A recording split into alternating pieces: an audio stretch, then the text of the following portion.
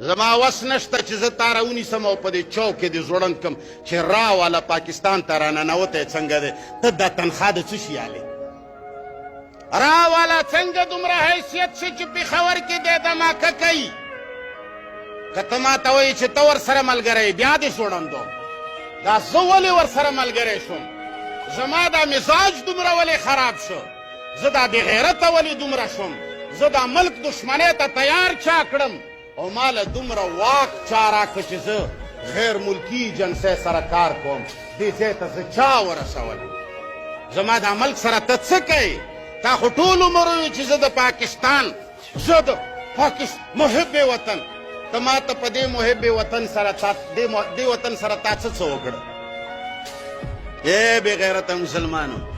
پاڅئ ویښ شئ د اسلام پوښتنه وکړئ د ملک پوښتنه وکړئ ملک مو لګیا دی ټوکړی کیږي او که تاسو وایئ چې نه سب کچھ ٹھیک ہے ڈر کی وجہ سے ٹھیک ہے هر سړی چې आवाज نه پورته کوي د یرې د وجې نه زړه نه دې تیار کړی دی یو د بل دشمن دی مولا 1400 کاله پکې دشمني وکرله د دیوبندو د بریلو د پنجپیرو د اهل حدیث په نامه مولا خلق دې ځای ته ورسول چې نن په یوه ځای فضل الرحمن چې اعلان وکړي ټول پاکستان مسلمان ورسره نه ودرېږي مولانا طیب چې اعلان وکړي ټول مسلمان ورسره نه ودرېږي او لودیانوي چې اعلان وکړي ټول مسلمان ورسره نه ودرېږي ولې